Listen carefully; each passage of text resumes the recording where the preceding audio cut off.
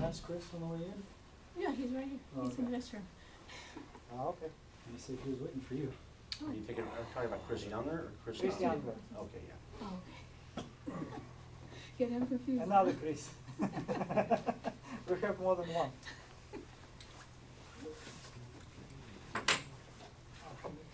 There you go. It's a nice living room in there. Yeah, Watch Teams the paint. finally works. Watch the paint. Oh, that's fine. Team finally works with more than one account. That's great news. If you're a visitor on the bottom, nope. If you're a visitor, you put it on the bottom. If not, it's on the right, Ah, upper yeah, right this if one. you're a member. Upper right side. Hello. Harper says hello. Hello, Harper. Hello, Maria. Welcome Well, to it's the pretty much, it Teams. needs to be washed anyway. A little too much yard work.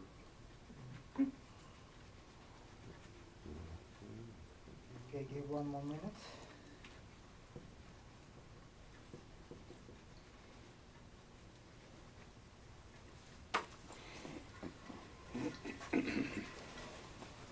Okay, so I think we can start.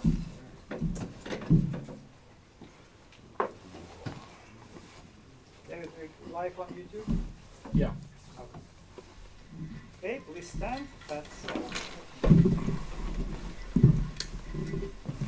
pledge allegiance to the flag of the United States of America, to the republic for which it stands, one nation under God, indivisible, with liberty and justice for all. And bow our heads. And Father, we thank you for this day. And we thank you for giving us safety in all of our missions. Be with those flyers and be with our troops that are overseas. Protect them. Be with this government for its right decisions. But most of all, we just praise you in all your glory. Amen. Amen. All right, welcome everybody. I couldn't make it last meeting. Sorry for that. I had to meet my wife at the LAX airport, and we made it right by about 8 p.m. home. So there was no way for me to get back, beat the traffic and so forth. But great news, we have a number of new visitors. Welcome back for those who's here second time. We can chat after the meeting to get to know each other a little bit. So I'm Andrei Tikhonov, Squadron Commander. We've been in touch over different means of communication, phones and Messenger and Facebook and so forth. So good to see you again. Today is our typical meeting is dedicated to emergency services. So we will spend talking about the path, how to get rated in different services and what steps to take. I will let also Terry, once he's back, to introduce our emergency services organization as it stands today, what kind of missions we are doing, and what are the steps to get into those missions. As usually, I'll give you updates on typical household related matters. So first of all, for existing members, a reminder, if you didn't make a contribution to our squadron in the form of a membership dues for the current fiscal year, please do so. We certainly need money. For prospect members, for those coming aboard, just unless it's been covered, I can explain how the dues are broken down and what kind of benefits we have for being a member of our squadron and CEP in general. Quick update on our aircraft. So the aircraft assigned to us, 743 Charlie Papa, is still in Northern California. The aircraft which was grounded at Imperial during the mission is still grounded there. I've been there this past weekend. It's still sitting in the transit parking. Currently, the wing is working to get the ferry permit and move it to some airport where it can be walked on. We have currently in a group, literally new aircraft. 887 Charlie Papa has been grounded at John Wayne Airport. During the rides, it had elevator trim problem, so they had to declare emergency. Then they had to order parts and so on and so forth. So finally, the part is in the shop. The estimated timeline to complete the repairs is end of the month. Then DSB and FAA will check the repairs and will unground the aircraft. Will allow us to unground the aircraft. Hello, Chris. Chris joined online. Hello. The other aircraft, which is currently here at Riverside, is November 758 Zulu. We call it Zelda. That's the only aircraft which has its own name. It has a character, I guess. The aircraft was flying great during the Imperial counter-drug mission. It has long list of squawks, which is being worked on partially here during 100-hour maintenance at maintenance 1. And once it's done for the 100 hours, it will move back to John Wayne Airport for remaining of the list to be resolved. We have, just to name a few, the digital instrumentation for the engine does not read number of elements.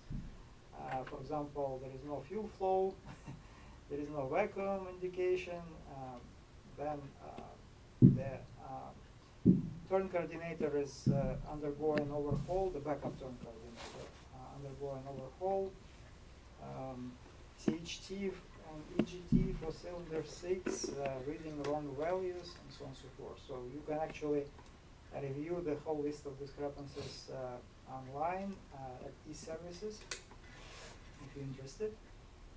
So once 100 hours inspection is complete, it will have enough issues resolved to go back to partial mission capable status. Overall situation with aircraft and the wing is quite challenging. Number of aircraft are still in maintenance, so we are kind of short. Hopefully over the course of January the situation will improve and we can move full speed in onboarding and training missions. Any questions? Can you tell us about the runaway trim emergency? It was elevator trim. Basically, from what I know, the cable snapped in flight. The trim got locked in one position. It wasn't a runaway trim situation. It locked in a specific position, making it a little bit more difficult to control, but it was flyable. So the pilot flying was actually performing cadet rides at the time. The aircraft was over Dana Point at the moment, and they turned back. Pilot declared emergency, safely landed at John Wayne. Nobody got hurt, a little scared maybe, but it was certainly an exciting land for rides. So it was all mechanical, nothing Yes, electric? it was mechanical. Thank you. Not electronics related. You were talking about EGTs or CHTs on that? On Zelda, both CHT and EGT read erratic values on cylinder 6. So you've got probes, and Right. most of the time those probes start failing. Right. They can fail at even 50 hours. Yeah. And it seems to me that's an easy correction in regards to that. As far as fuel flow is concerned, more likely it's electrical somewhere. Yeah. It could be a transmitter, and it could be the gauge. So it's easy to take and isolate and troubleshoot. Yeah, we raised it to maintenance 1 exactly as you described. We suggested to order the probes for CHT and EGT, and while waiting for the probes to swap the good ones from unknown cylinders and see if it improves the situation on cylinder 6. If it doesn't improve the situation on cylinder 6, it could be something to do with connection maybe at the electric instrument. But that's a Canon plug, and the instrument itself could be out of sync, Yeah, it is possible. so. For the fuel flow, it looks like the connection is bad, going bad or whatever, because sometimes like during this almost 15 hours of flying, I have seen fuel flow once, and then there was none, which makes it next to impossible to properly lean the aircraft engine other than the old school wait until it starts running rough and then enrich a little bit. So it was flyable, it was all right. The vacuum system wasn't important because we only have backup instrumentation depending on vacuum. The primary was functioning just fine. And it's a VFR flight, so not a big deal. Any other questions? All right. Next item on my agenda, I would like to congratulate Chuck Dillon. Chuck, front and center.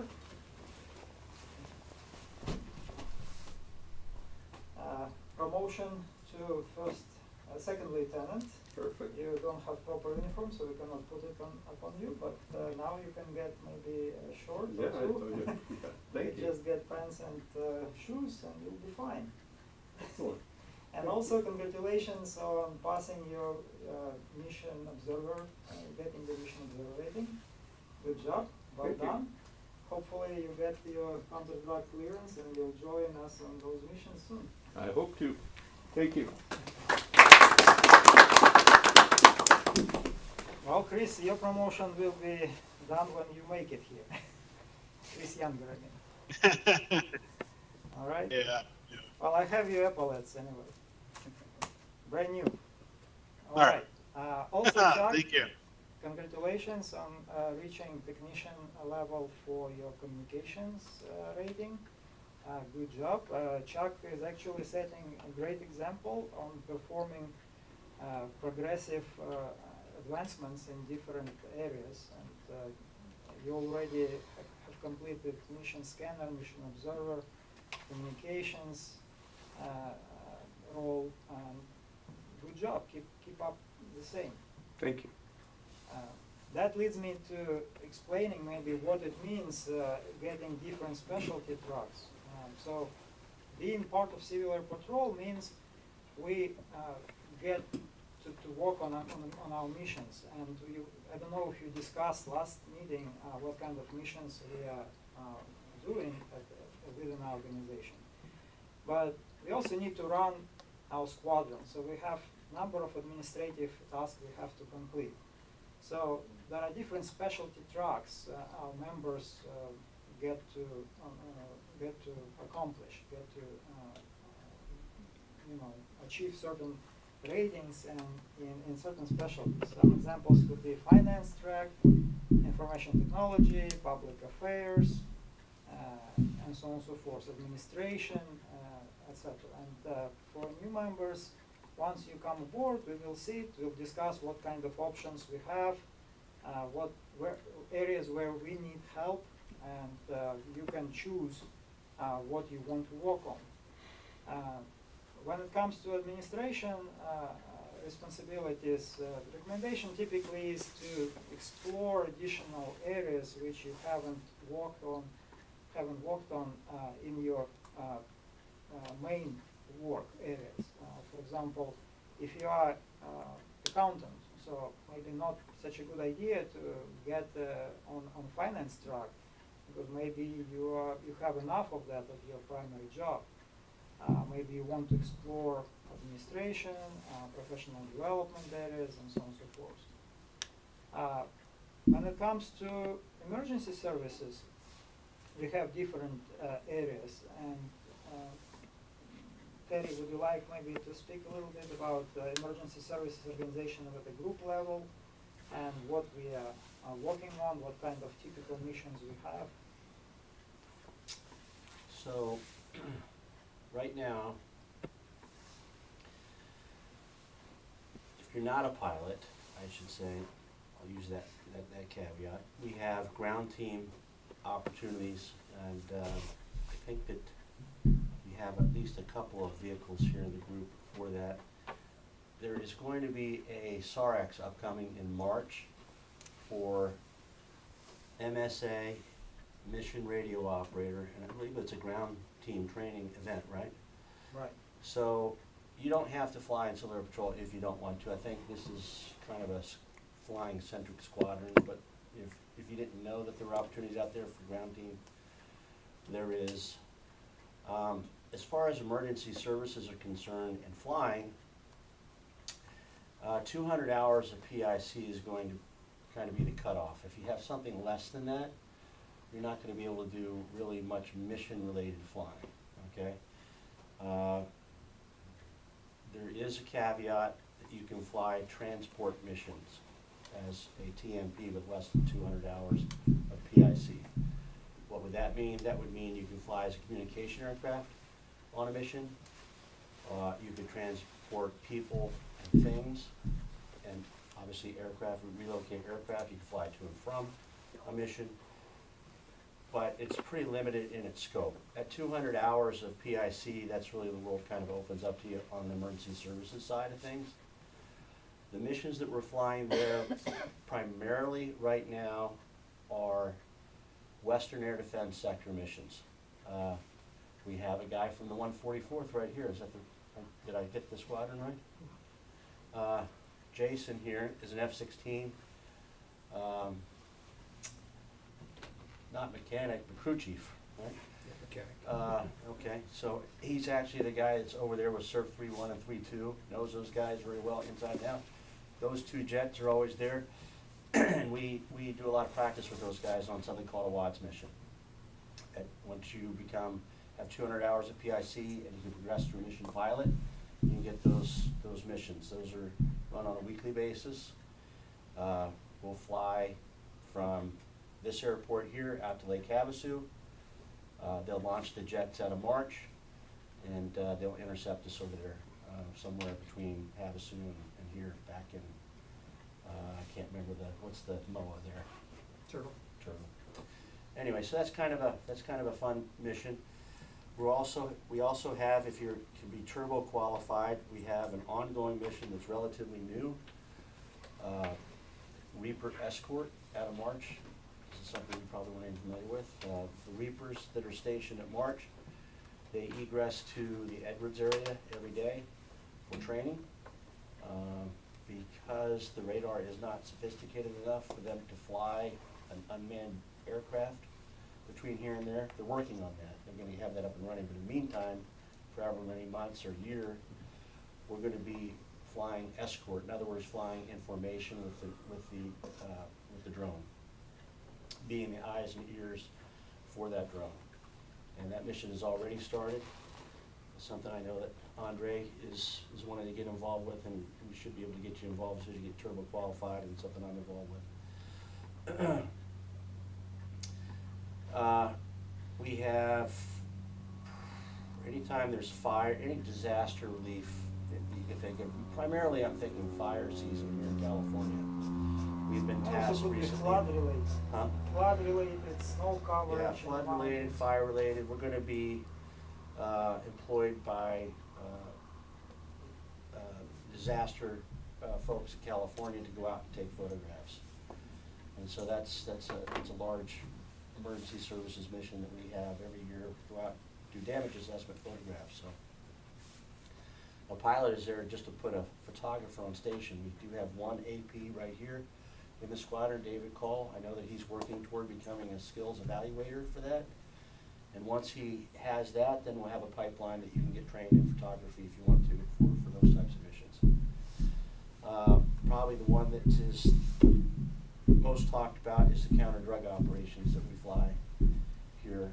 And we won't go into what the details on that are for OPSEC since we're broadcasting this, but if you have 2 years in the squadron or in Civil Air Patrol, you can go ahead and apply to the program via filling out a Form 83 and sending that to the counter-drug director at the wing.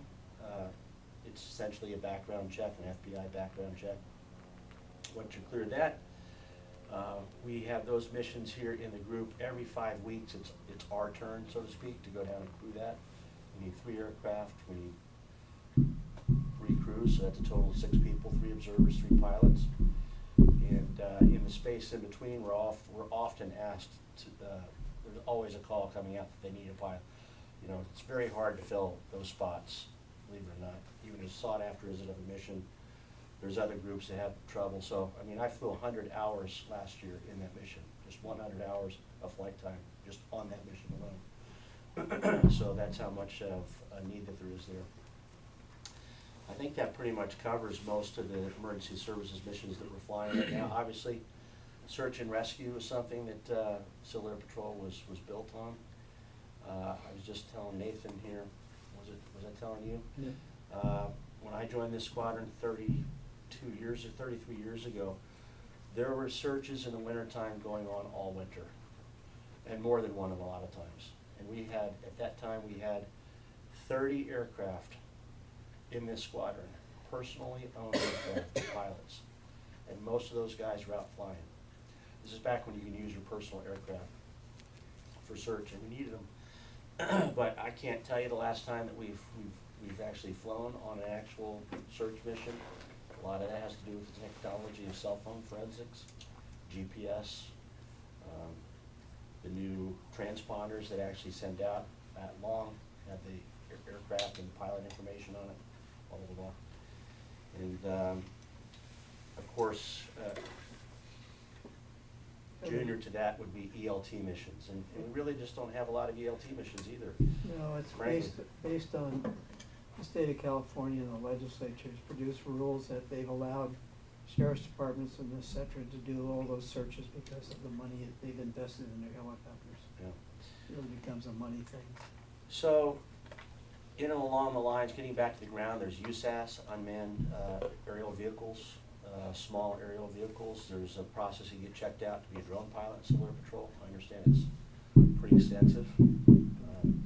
Beyond that, I don't really know much about it. Oh, Chuck might be able to tell a few words and then- about it, absolutely. And then, you know, and this is the thing that you can, if you're here and you want to build some time with Civil Air Patrol, you can do that by flying cadet orientation flights. We have, that's not really emergency services, so I'm kind of done with that. We'll move on to cadets. There's 9 Civil Air Patrol squadrons of cadets in and around the Riverside Airport. Each one of those has anywhere from 20 to 50 cadets at any time. They're always recruiting. Each cadet gets 5 orientation flights. So that's 250 times 9, but you know, it's like 2,000 flights a year. Okay, we'll never even come close. I mean, I think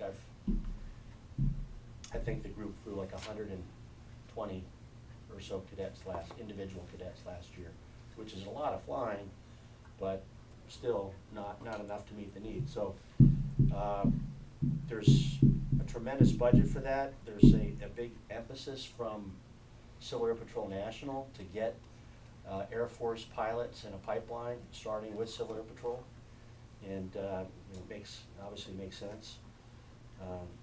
If you want to be part of that, and you know, I've flown, like I said, probably flown 300 cadets, and there's probably 10% of those I wish I hadn't ever flown or met.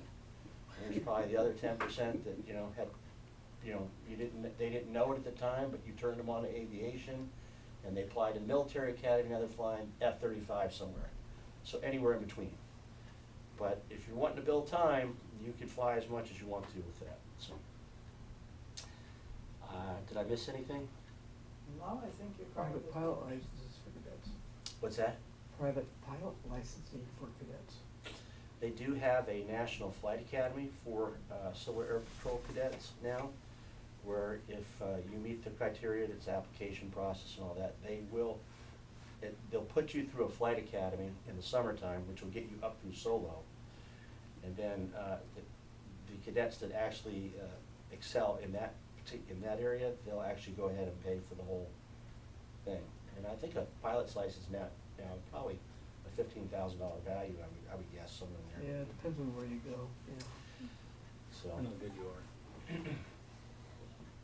anyway, Yeah, we had at least one cadet, I remember, last year who got enrolled in that actually U.S. Air Force Academy and soloed over the course of summer during the camping they have done for that class. So he did good, and when we flew him, both me and Terry certainly saw the potential. So he had a strong desire to fly and was always coming prepared, etc.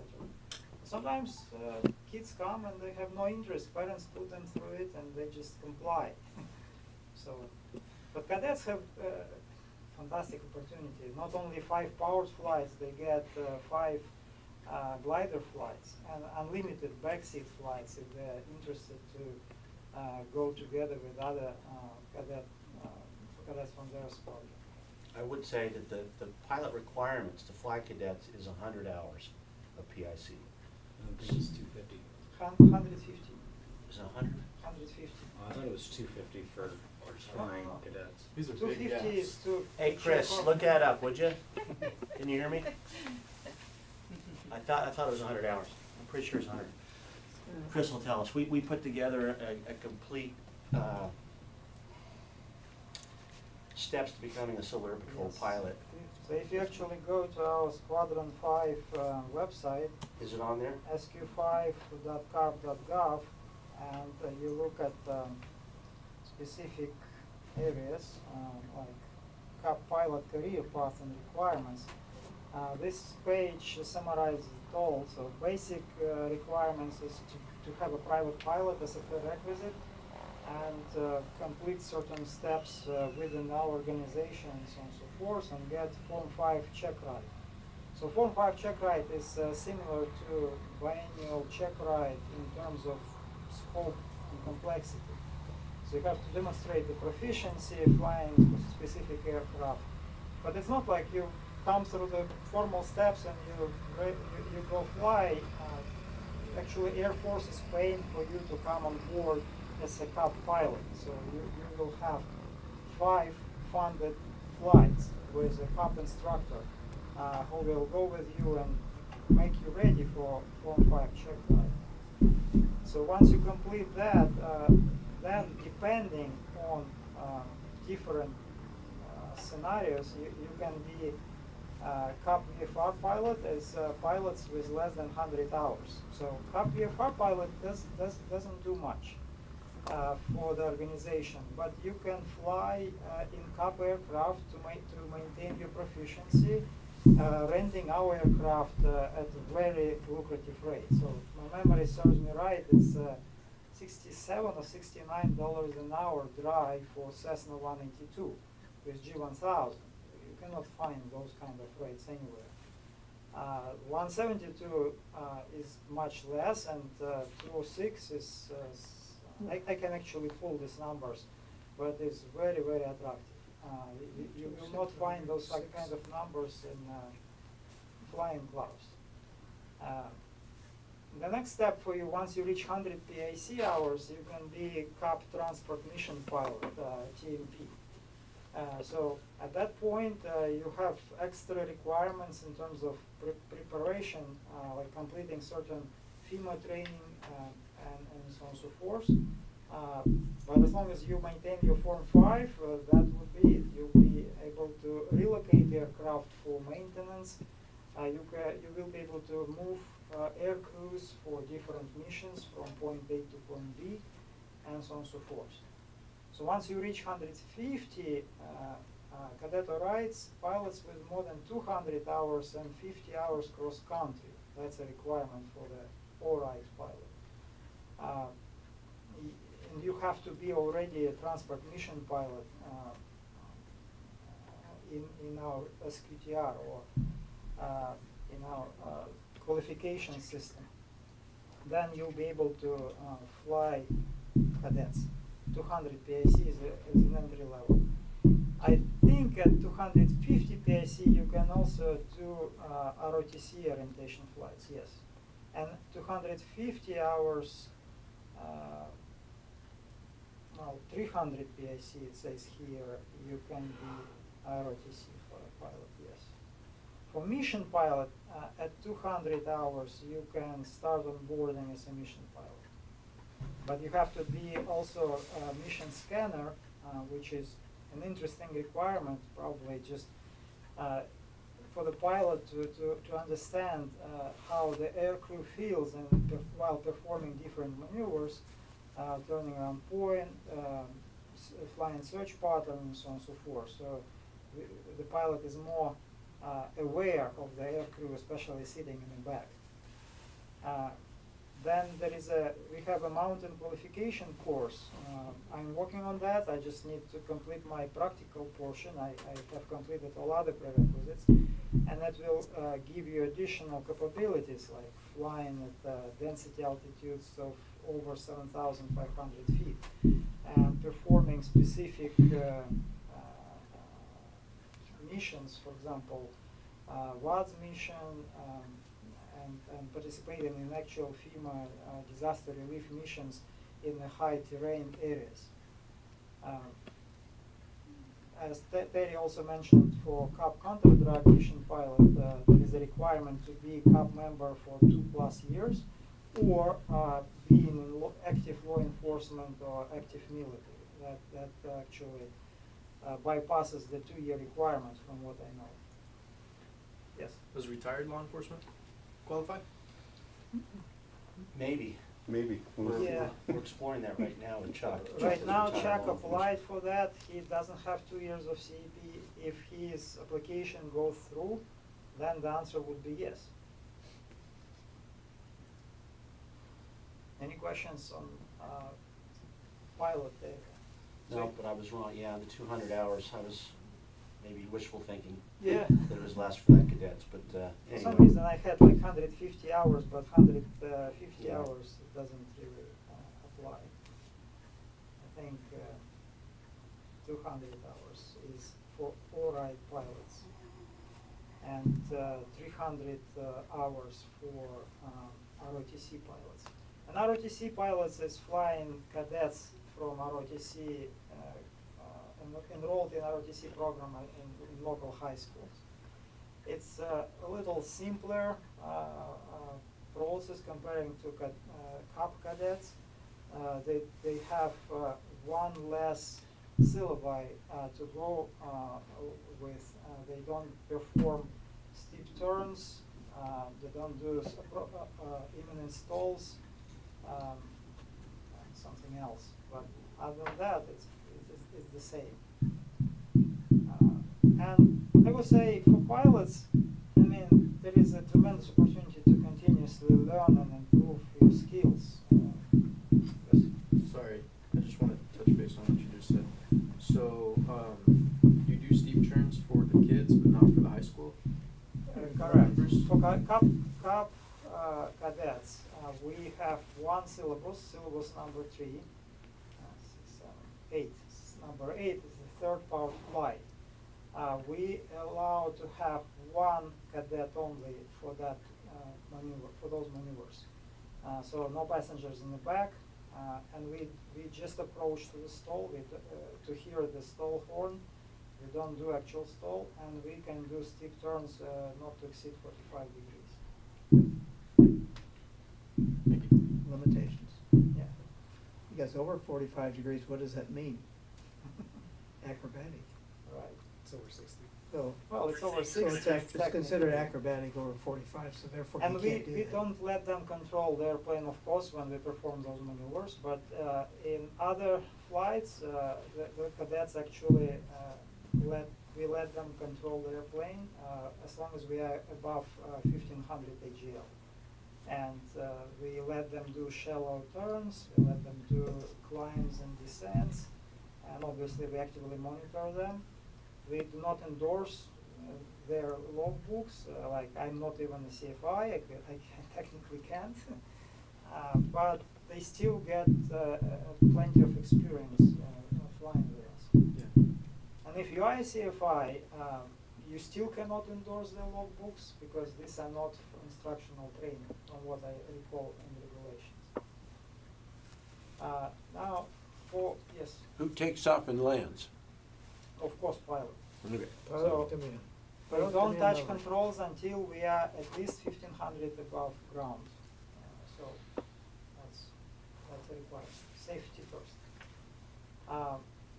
For non-pilots in emergency services area, as Terry mentioned, we have 3 qualifications in aircrew. We have mission scanner, which is kind of obsolete specialty. There is not a lot of searching going on, and that role is just a step to the next level. It is required for those who aspire to be mission pilots, but for other roles, it's not a prerequisite, except for airborne photographer. So next step from mission scanner is actually airborne photographer. So we have a program to get trained in that role and get qualified and participate in very specific missions. And there are different levels of qualifications. Just a regular photography equipment in the form of Nikon camera, and there are additional types of equipments which require more training. Then typically I recommend, and we all, those who are pilots, we recommend even for pilots to get mission observer qualification, because that gives you an opportunity to fly in the right seat with the mission pilot and actually operate radio and offload some of the mission pilot responsibilities. As an observer, even while you are still on boarding as a pilot, and let's say you are qualified as under counter-drug program requirements, you can start flying those missions, sitting in the right seat and monitoring the situation and taking record of sightings, etc. Yes. Do mission observers typically take pictures? In CD missions, yes, if they have something to report. In generally speaking, mission observer plays the same role as a mission scanner, just sitting in the right front seat and looking outside on the right side, and mission scanner in that scenario would be sitting in the rear left seat. The mission scanner can sit in left or right seat depending on scenario and situation and the requirements for the mission.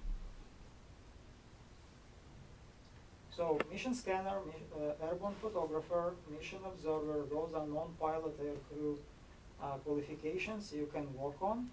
And once you come aboard, we will give you all the resources possible to get this done as quickly and practically. We actually have sets at the squadron level. We can sign you off after. We can provide you with training. We can get you on actual training flights and get you signed off as a mission scanner and mission observer. We can also, once you reach qualification requirements for a mission pilot, we have Terry. Terry can A, train you for the mission pilot, and B, if you don't train with him, give you a check pilot for mission pilot qualification. So we are pretty well covered at the squadron level. I can also sign off on mission staff assistant, on mission scanner, and mission observer. And I'm working on additional set requirements. And David is working on airborne photographer set. So we are very well equipped at the group level, better than any other squadron. What we are missing actually is instructors, the pilot instructors. So those of you who are CFI, CFIIs, you're extremely valuable for us. We will do whatever it takes to help you through the onboarding process. I'd like to say that flying with CAP is not that easy to get to fly with CAP. So I want to set your expectations right. We have very specific requirements for you to become members, right? So you have to join the organization at a national level. You have to join the organization at the squadron level, our squadron or any other squadron in the area. And you have to work on specific learning programs for emergency services, for professional development, for other areas, for safety, etc. And as you go through the steps, you're getting closer and closer to the next level of flying.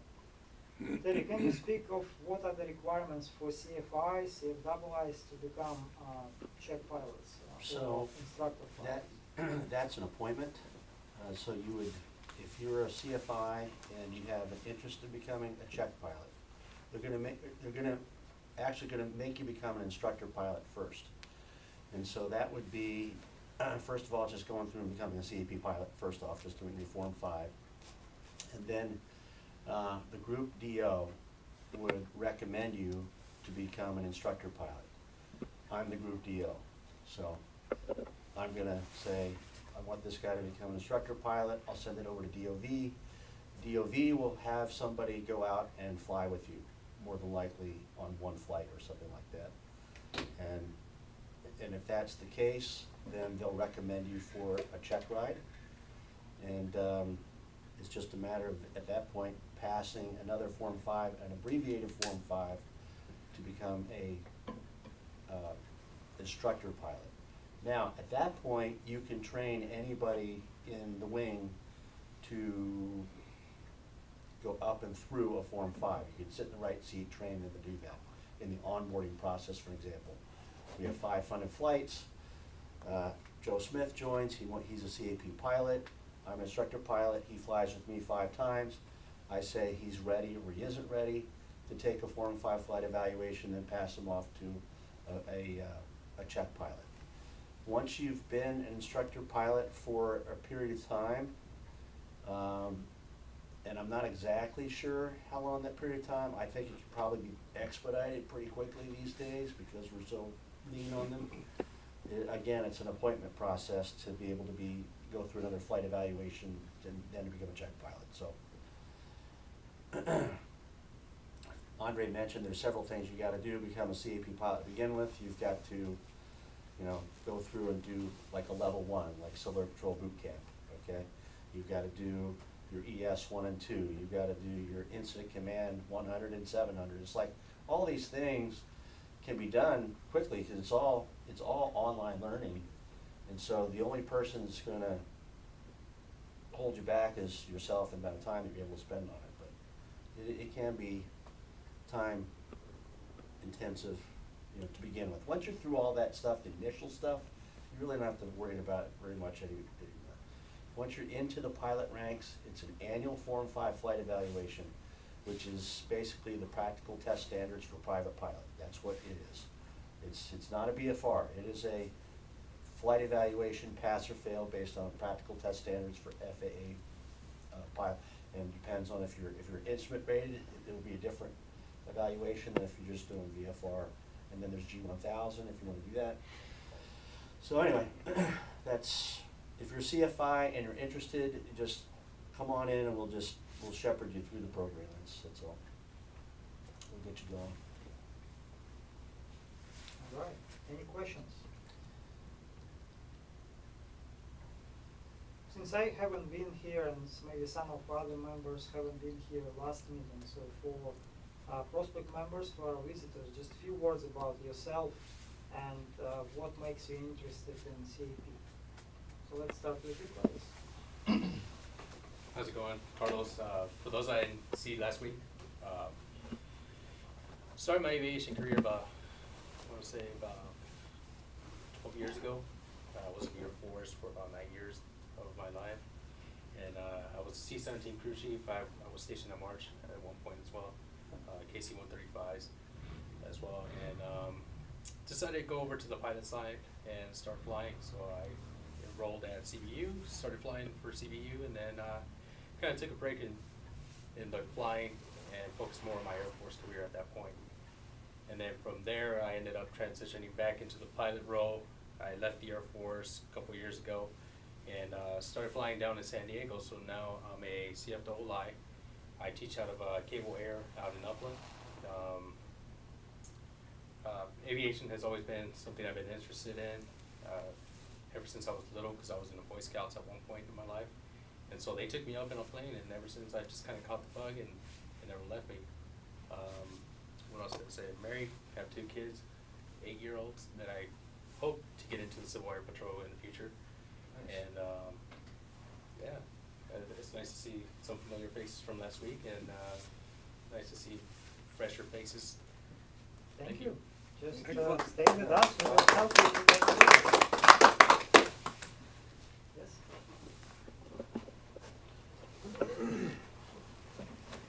Hi guys. Hi. Kind of in the middle of the room, so I can't look at all of you guys, you know what I mean? My name is Dallas Hesseltine. I don't really like being put on the spot like this, you know what I mean? But I'm a first generation pilot. Didn't really have anyone to show me the ropes, you know. I've been working full time, going to school full time, and trying to squeeze in a flight lesson here and there for the last 5-6 years. It's been tough, you know. They say like a broke college student. I've been a broker college student because I see everything in hours in the plane. Like I, you know, will bat an eye about spending $10 on a burger or eating out, but I won't even blink at going to spend $150 to go fly with some buddies. You know what I mean? It's Very much. I feel like that defines pilots. When you're passionate about it, you know, you chase it, and that's what you want to do, and that's what I want to do. I would really like to go into the Air Force and fly in the Air Force. I'm trying to get a part of as many non-profit organizations as I can. You know, I really like what the CAP stands for. I've never been a part of it. I was a Boy Scout when I was younger, but I'd really like to get involved, and that's why I'm here. I finished up school, graduated, so, you know, I thought I'd enjoy that free time, I guess. And it turns out I really need something other, you know, to keep me busy and stuff. So I really wanted to be a part of this program and many others. Great. Thank you.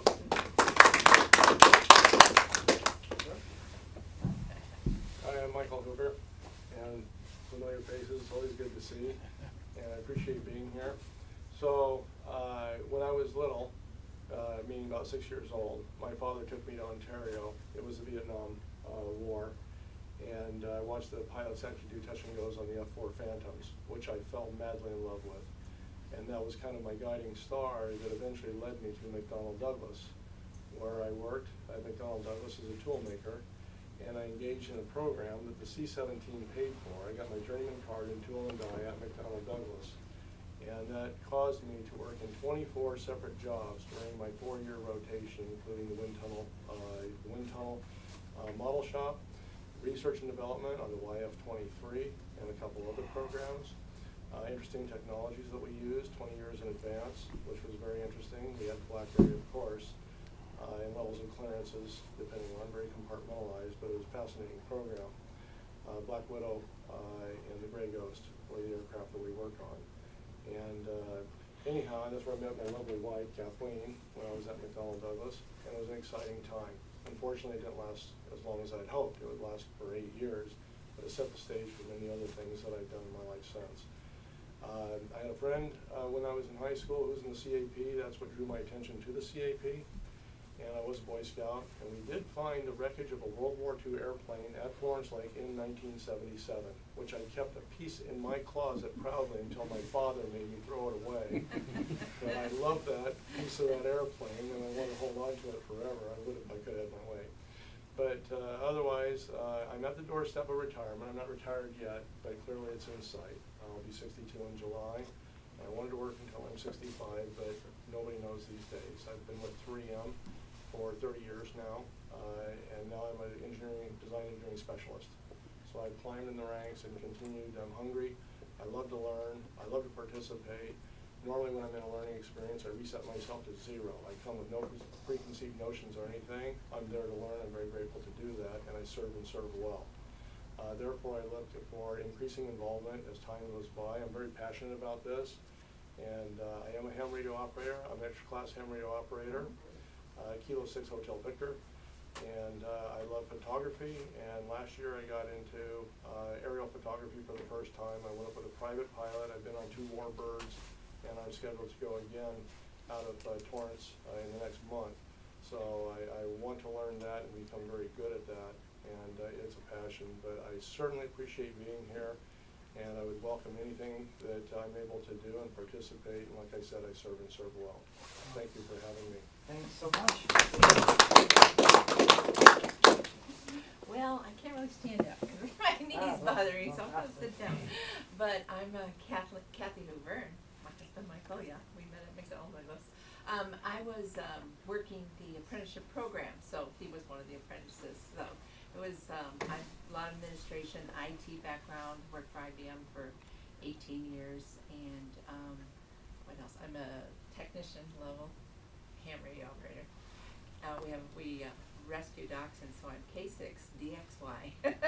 Nice. So anyway, I'm retired now, and I don't really know what kind of position that I could be part of, but I'm definitely here to find out how I could participate. And, you know, I don't know what it would be, but we'll have to talk about it. That's fantastic. That's cool, because last week you were saying you didn't want to join. Yeah, I'm like, I don't think I did, but I'm really like, it's really fun. There's a lot of stuff going on, and Stuff I going know on in the he went shadows. up on that flight. What was the flight you did just before Christmas? Yeah, that was on the C-53, and very, very beautiful airplane. The DC-3 configuration is dear to my heart. Yeah, he went on that. I didn't go because I was on jury duty that day, and I wasn't sure I was going to be out or be done. And so I was on the ground, but the ladies over there were chatting with them, and they were really nice. Like, I really like this place, you know. So it's really nice, and I like the atmosphere and everything around here, and love airplanes too. So Great. that's it. We have communications, so ham radio operator, Chuck can speak to that. You can come board as communications officer. And it's a part of emergency services to have those ratings and actually be on the ground, communicate with aircraft, or be in the right seat and communicate from the air to the ground. Wow. Okay. I don't know. It's like I'll stay on the ground. Personnel and admin too. Yeah, we have multiple roles at the squadron level for administration, personnel management, helping with professional development, helping new members to come through the process, and once you join, you will perfectly understand what I mean. Right. It may be simple process once you understand what you're supposed to do. Yeah. But first time is a lot of hand holding with new members. We have a lot of electronic systems to help us through the process, but all of our IT stuff was written by volunteers. So it's a little bit wonky at times. Like for example, on Sunday we had nationwide outage on our online systems. We couldn't do anything for a while until like late afternoon on Monday. So that speaks for itself. And there was nobody really to get to help with troubleshooting. Right. So, Yeah, I worked at a help desk for like 7 or 8 years too. So yeah. helping us with I could do the that. recruitment process. Oh, there are so many things, Yeah. and we'll certainly Okay. talk about it. All righty, well, very good. Good. And I love to cook too, so hey. All right. Any questions?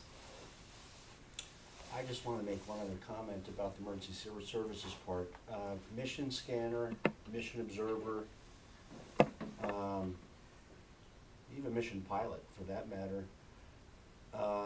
All of there's in e-service, when you sign on to e-services, when you become a member, there's something called e-services and ops qualifications and WIMMers. But in ops qualifications, you can go through, and if you want to pull up the squitters for mission scanner, it's all self-study with the aircrew qualification task guide, and you can go through and accomplish each one of these tasks, right, at your own speed, as fast or as slow as you want to do it. I'm saying you can get, what I'm trying to say is you could get this stuff done pretty fast, because aside from the flying part, it's all personal driven. It's, you go in there, you look at your squitters, SQTR, I don't know, Squadron, Specialty Qualification Task, something, that's what the acronym stands for. Just a short intervention. So Yeah. here you can see all the qualifications you can learn as a part of emergency services. There is a lot. So for example, I can show you, I've been around for a while, but my list is rather short. So I am actually mission scanner, mission pilot, mission scanner, mission staff assistant, transport mission pilot, mission observer, and I'm working, the star means I'm working on that. That's a work in progress qualification. And I am also work in progress aerial aerial operations branch director.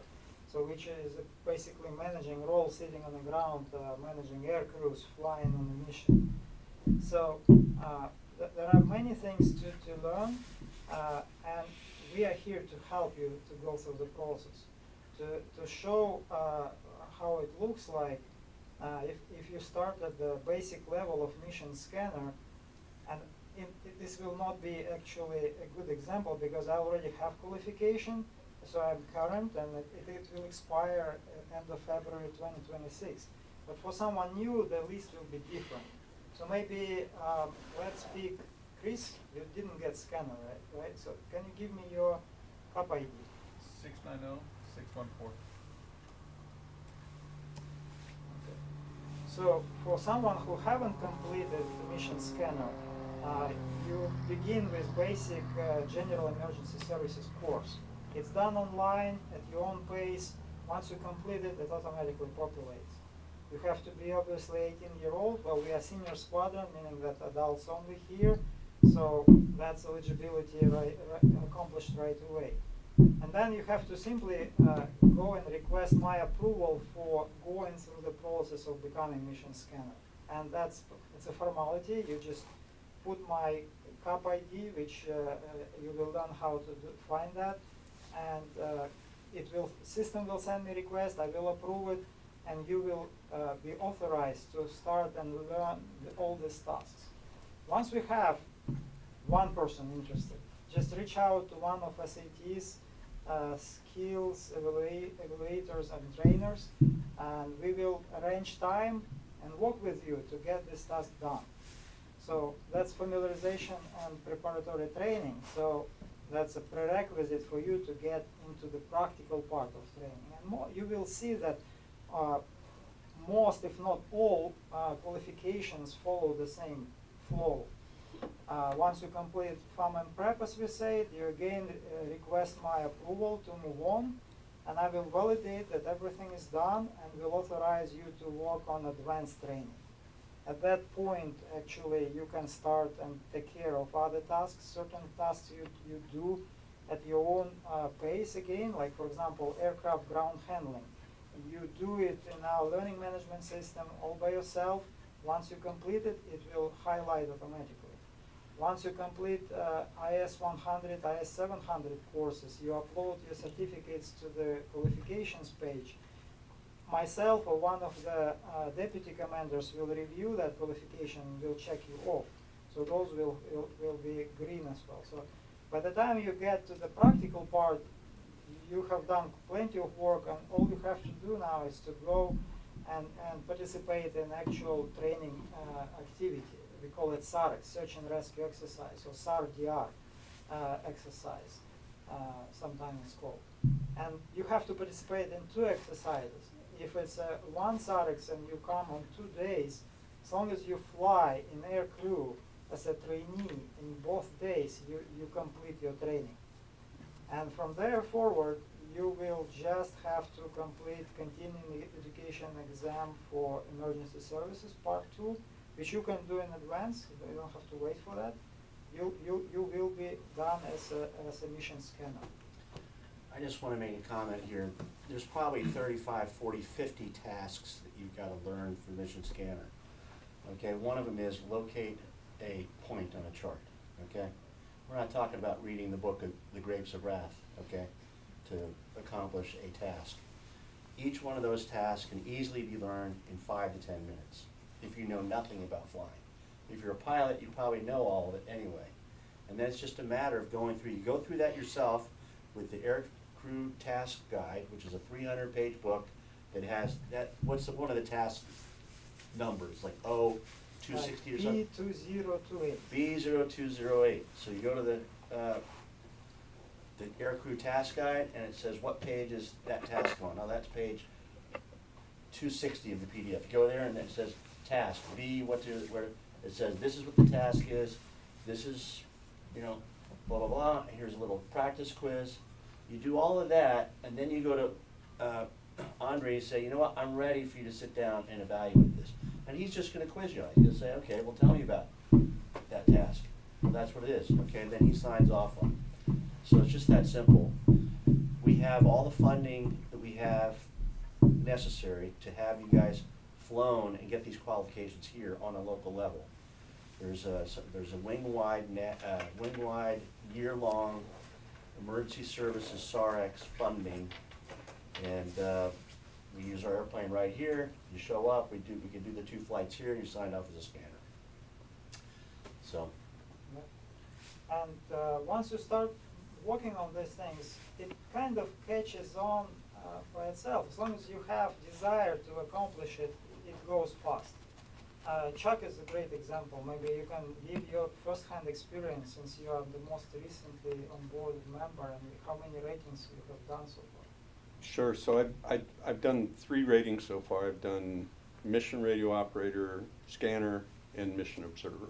Those are my flight ratings at any rate. But the other thing is as everyone said, it's up to your own pace, and it's not like you have to sit for 8 hours a day and study these things. You know, you get a couple hours, you do a couple of the tasks in Squadron, and you go online, you take a little quiz, and it's done and it's over with. The other thing is a lot of these have multiple applications, so it may be a particular task for a scanner, but that also applies to observer, so you're actually getting multiple things signed off for Yes. different things. But the key is you just got to keep going. Come talk to these guys have been great with me. I mean, as far as getting me in the air so I can get this stuff done. I can't thank them enough for that. We have a great squadron for that. Everybody here is willing to help, regardless if it takes flying for radio stuff. I'm not a set yet. Mike Swift is. He's more than happy to come in during the day and work with you on radio stuff, sign stuff off for you. So the key is you just have to keep applying yourself. That's the key. As I like to say for new members, this organization will be as interesting for you as you want it to be. And it could be as boring as you're gonna make it. So if you don't really go step by step and develop yourself into new qualifications, into new ratings, new specialties, you're gonna get bored and you're gonna lose interest. I came aboard, I like people I interact with. I carry, besides squadron commander, I'm also assistant maintenance officer for the wing. I'm a finance officer for the group, and a few other things I do at my spare time. So it's really up to you how much time you want to invest and what you want to get back. That's as simple as that. It may look daunting at times, like, oh, I have to do so many things to get, to fly. Well, yes, you have to align a few things. You have to align an airplane, you have to align an instructor pilot and yourself in the schedule. And if you accomplish that task successfully once, second time is going to be easier, third time is going to be a no-brainer, and so on and so forth. So it's a process. Like any organization, we have our rules, we have regulations, traditions, written regulations, unwritten traditions. Sometimes underwater stones you don't see immediately, but then you stumble upon them and you learn it's there and it's going to stay there. You just know how to avoid it. And there's, for ground team support too, there's other things like, I think, Terry, you mentioned SUAS. I just took my Part 107 test Saturday and passed that. So they have a mission pilot rating for SUAS that you can get too. So there's no limit to the things you can do. And CAP has some very, very good drones. So looking forward to it. And by the way, if you're a pilot and you want to get glider rating, there is no other place than CEP to get it cheap. You just need to want to do it. That's all. That's how to hem it. That's out of Hammett, that's out of Los Alamitos. Los Alamitos, yeah. And the cost is just amazingly low, like $18 for lunch. And Did you say lunch? to lounge. To lounge. I know, my accent is Lunch is good. That's just about how sometimes. much the lunch is these days. Yeah, it is. That's a normal sandwich. Yeah, it's cheaper than getting a lunch. All right, if no other questions, we can talk person to person, chat, talk to each other. The official part is over. Thank you everybody who attended online. David, please write down. Watch yourself walking out of here. Upper, Mario, thank you. Chris. Thank you. Bye-bye. Good night. See you soon, hopefully. Where are you at? Hey, Andre. Where are you